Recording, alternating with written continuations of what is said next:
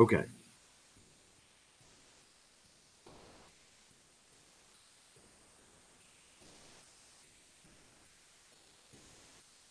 So we were, okay, let me let it catch up.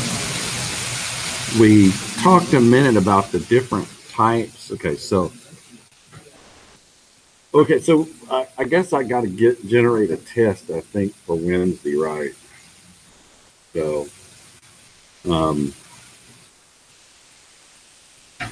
would you like cry on the floor if I said we could do it on Friday instead? Okay. Can we do it on Friday and then get the Well, let me do a little of these things, and then that way at least we're not getting. So, a what? A sphere in a hollow shell.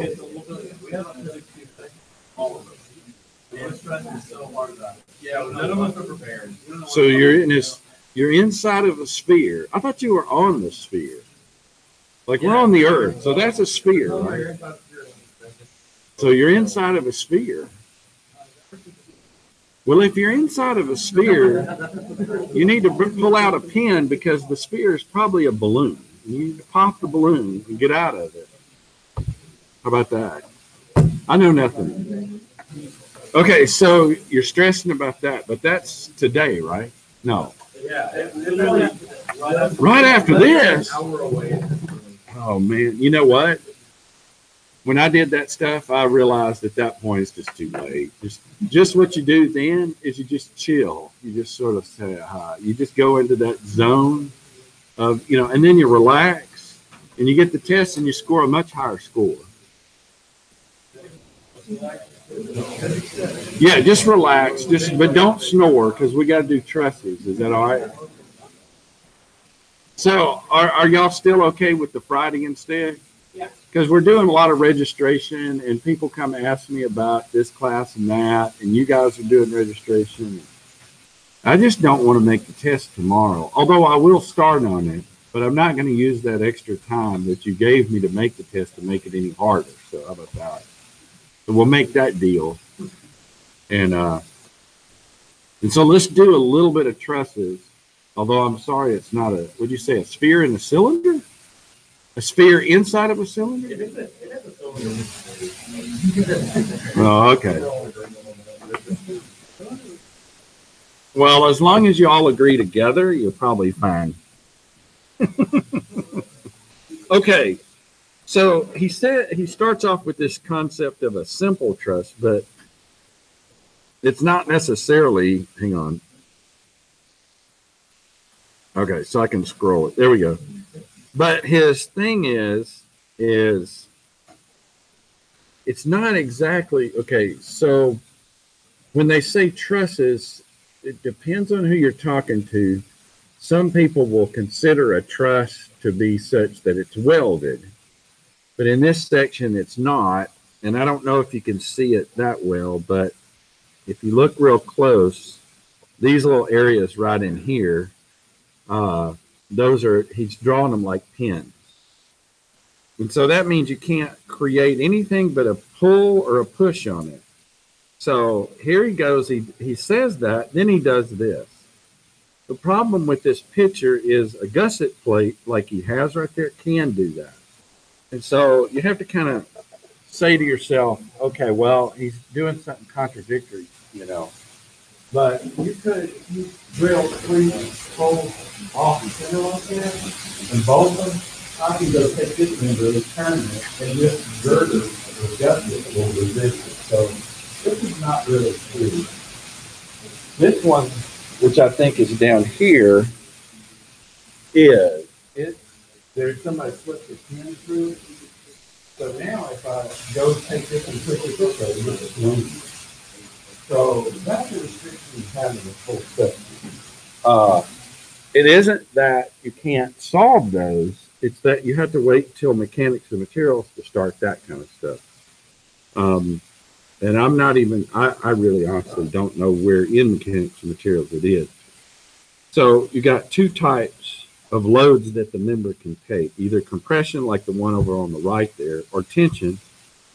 Now you have to also realize that when it's tensioning tensioning the rod, it's trying to pull the bolt out of there. So it's equal and opposite. In other words, if you were going to put the pin, in other words, take the pin out of there, move it down here, what is it doing?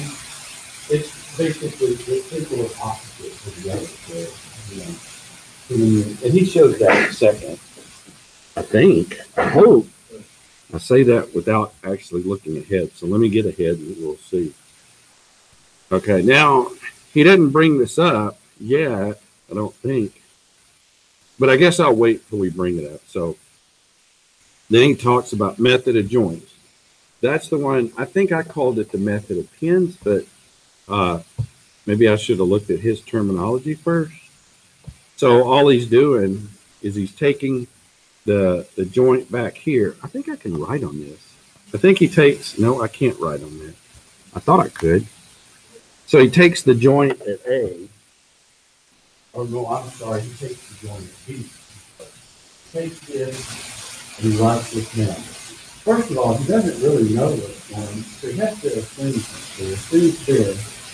So when he says compression, then he's saying, well, I put the rod down here, take this force and flip it over, and I'm pushing like that on the rod, I'm compressing it. He says, simply at first glance, you're like, wait a minute, how's that thinking? He said, take the rod below it, this is just the pin, take the rod below it, and it's fully, stretching it, kind of force. And all he does is sum the forces X and Y here, and he does what pushes X at 45 degrees. So you know 45 degrees of this has to go against that, so this is 500, of course, to be closer to 500. And this got to be 500 times 32, which makes that equal, what do you think that is? That'll be 500 as well, right? Because that's 45. The component from that width is 500. That means this component is 500 as well. So there are often things like that that are kind of beneficial, especially for that thing that we're now having on Friday. Okay, not moving. Oh, it's in that stupid highlight mode. So, I mean, I don't know. You've seen stuff like this. There's one. So what? You know, you can see them everywhere. You probably see them in your own house. If you could tear off the sheetrock, you could see them back there. And it's the same problem. So he's done the same problem again, but he put numbers to it. Oh, here we go. This is a good. Okay, so this picture is what I was talking about.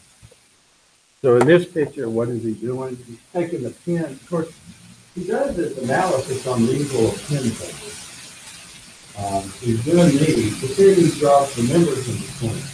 So he started working on this one. So it's that square root of 2 times that, 707 something. And then he sums the forces equal to 0 as far as X and Y. But then what he does is he flips it over and he says, hey, this is in compression. Actually, when you learn it that way, this is a compression that's equal and opposite to a manual, which is reversed to a network, which is the 707 So you just sort of take the pin, run through the rod, and then you move to the next pin, and you just go about doing it. But this is a good representation of how this puts that force on that kind of equal and opposite.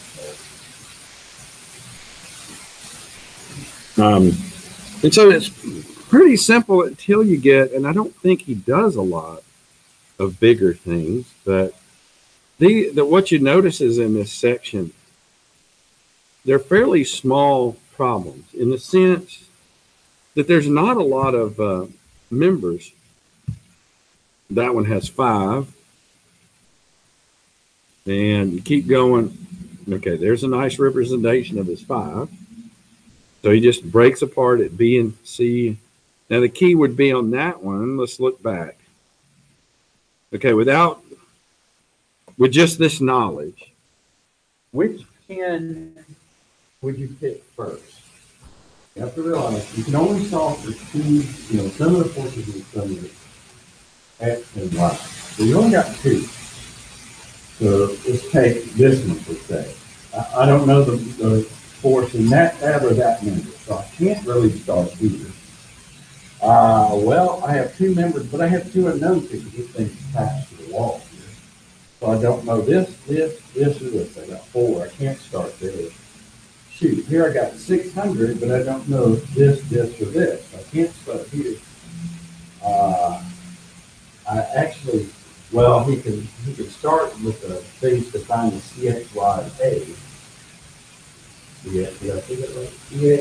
CY is A. But probably the best thing to start is maybe on this one. After you find the CX, the CY, and the AY. And so you're here, you can sum the moments, and then you realize 4, 600, 3, 400, got to equal to 6.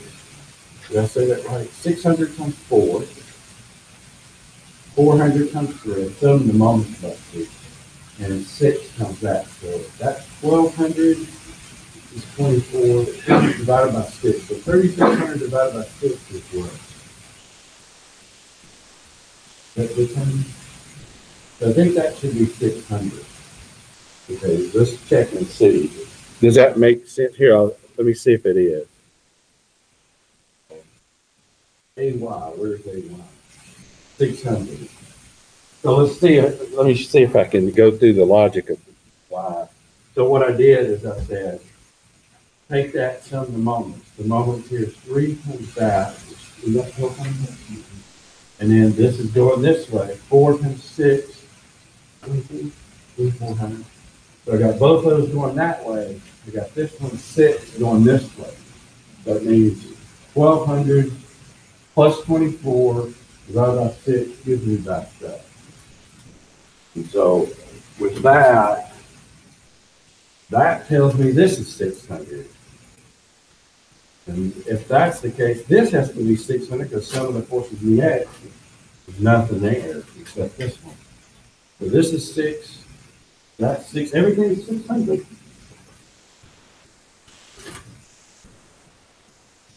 Uh-oh, I was wrong. Oh, okay, it went dim over here. How much battery do I got left? And you know what? I did bring my charger. I should plug this thing in at night. I never do it. It's about to die on me.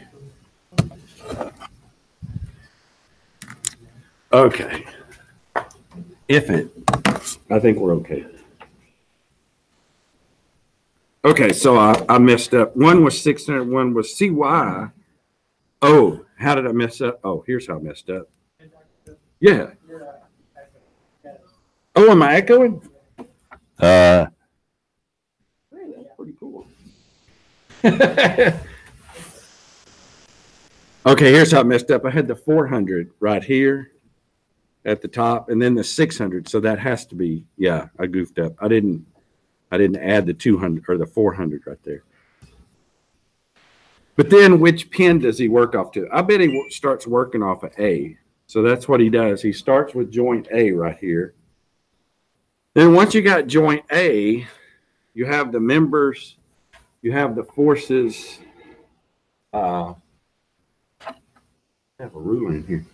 So once you have A, you have the force here and here. If you go over to here, now you have these two. So you could go to this one, which is D, but you could also go to B because you know the force in that member and you don't in these two. So you could do either one. So the question is, which one does he do? From A, he goes to D. He went to D after that. He could do either one. And so all he does is takes the 450 he had from the other. So he works out that he got FAD was 450, and he took off and did that. So he works his way through these things and gets down to the very end where he has all the members and all the forces in all the members. Okay, his next section is, hey, there could be useless members. So he calls them zero force members. Look at this one up in here and tell me, well, here. Okay, wait a minute. Can you tell me, just by looking at it, which members are rods, whatever you want to call them, have no force in them? And tell me how you made that deduction. I wish I could mark on this thing. Oh, maybe I can. What does this do? No, that's a feeling and sound. Well, that highlighter made it highlight the text. More tools. What's more tools? It just keeps saying more tools. Okay. Well, okay, let's think of it like this. Let's take this pin right here. If I take that pin, I have some sort of force down that way, and some sort of force this way. If I sum the forces in the X, what does that tell you about the force in that member? Unless I pull on A this way or out this way or like that, it's basically that the force in this member is just zero. It's just hanging there.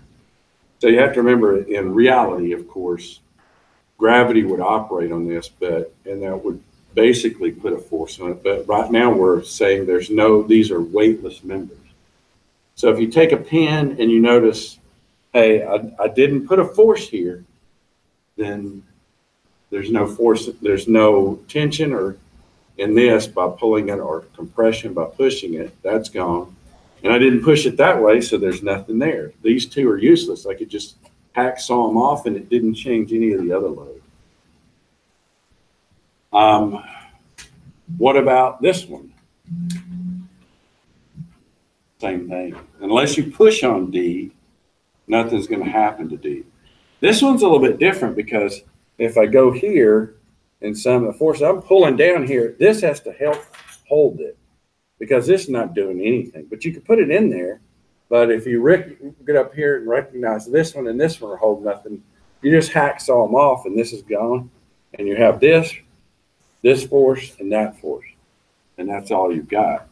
Then you run up here and you realize, oh, that's gone. So I've got the force that was pulled here.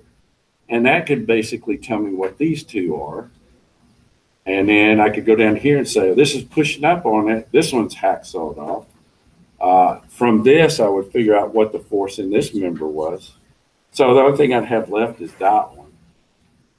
And so anytime you see like a dangling part that's not, nothing's there pulling on it, it's pretty much useless. And so they call those zero force members. Sometimes it's easy to recognize them. Sometimes not so much. So what he's showing you is this thing up in A. Wait a minute. The thing up in A, the picture up there, could be analyzed like the thing down here in D. It's essentially the same member. There's nothing, you just take those other members right off of there.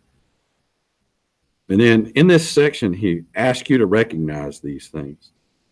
So he goes in here. I guess he's going to ask you to, okay, a Fink roof truss. Zoom all joints or pin. Oh, determine all the zero force members. What do you think?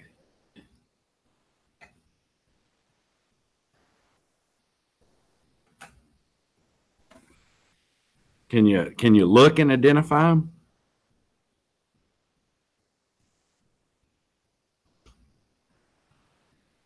So there's nothing pressing down on D toward F?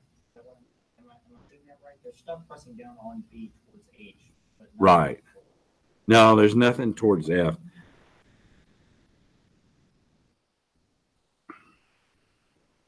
Now what he comes down through, okay, so you can kind of see part of it down here in the what is that? Right below the solution at the lower part.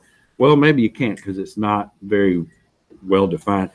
He takes off on G. He looks at G and he says, hey, these are both 90 degrees to each other. And technically so is D and F, but you have to turn your head a little bit to see that. But he starts in on G and he says, hey, wait a minute. If I sum the forces in the Y on G, there's nothing there. So that thing from G to C that goes vertical, it doesn't have anything. Then he goes, like you said, he immediately runs over there on D. Now what he does is he turns and he looks down D like, okay, so this two that on B, it's going right down that axis. He didn't have anything down the other axis. So he figures out that DF, like you were saying, it's not there. So technically you could erase those two. And then you have, okay, then he solves the rest, it looks like, or does it? Okay, then I guess that's it. So, oh, he talks about F, joint F. Where's F? Oh, joint F is down there. Now, joint F has a little bit of a problem because he says it's not 90 degrees. Well, he says it's not 90 degrees, but it still doesn't matter. FC, he says CF, wait. F, CF. I couldn't say that right. Oh, he says FFC, same thing. So it's sometimes useful to recognize those and sometimes it's useless. Like that one, identify the zero force member. Well, you got the C just hanging out there. That's no fun. So, but identifying them is fine. The next step is the method of sections. Now, just go through this and then we'll start working problems next time. So in it, what he does here is he says, hey, there's no particular reason I can't just hacksaw the thing member in half and put the load on it. And that happens a lot in mechanics of materials as well. So what he does is he says, I'm just going to hack it all the way through A. And I'm either going to look to the left of everything at A or look to the right. Here's a typical way of thinking. If I looked at the right, would I have to put the reaction loads at E and D? I would have, if I did the problem on the right, I would have to do a precursor problem to find the load at D and to find the load at E, right? But if I hacksawed it and did the problem to the left, I don't have to. So here's the beauty of this thing here. Let's do this. I know there is a way. So here's what we'll do.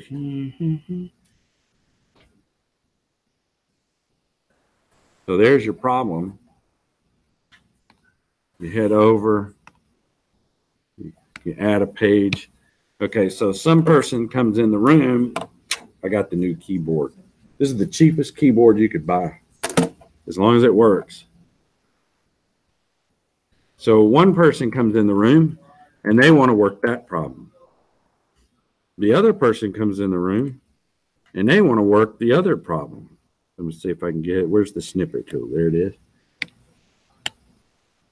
What they want to work is they want to work this problem. So one person's sitting here working one person's sitting here working two. Now, what happens to the person who chose to work the problem on the right? He has to do something interesting. He has to come in. Wait a minute. Let's go ahead and make the. He has to come in and he has to find. Oh, be quiet. He has to find the force here, the force here, and the force here. So he has to find dx, dy, and ex. So he has to solve all three of those first before he begins this problem. Then he can assume a force here, call it F BC. And by the way, here's FBC.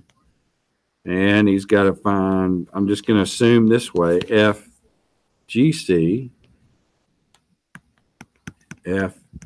FGC, and I'll do it like that. I may have my things backwards, but it doesn't matter. Force GF, FGF. So here's what the person on the right had to do. He had to work harder. He had to solve for this, this, and this. Then he could solve the problem.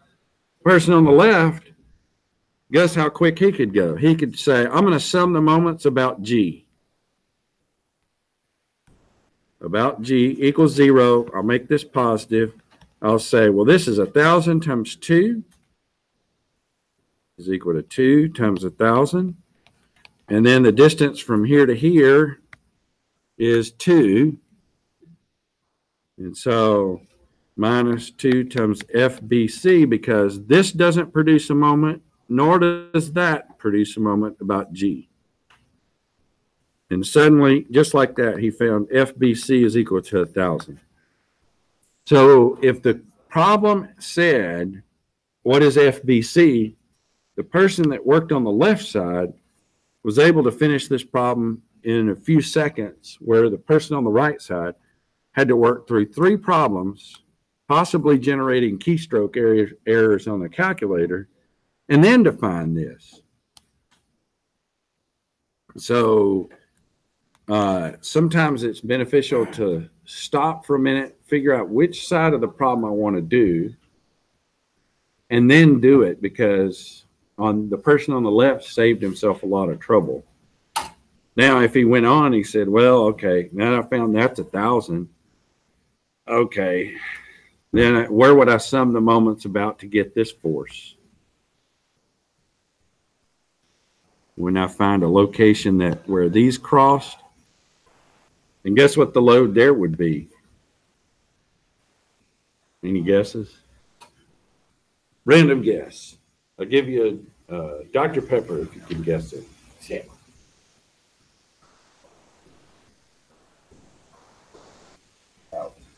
Yeah. Okay, so why was it 1,000? Yeah. Huh? I remember Dr. Pepper. That question. Yeah. You said it was a Dr. Pepper for the first one. They got to get another one for that one. Oh, how about an ounce of Dr. Pepper? How about a, yeah. The first question was the toughest.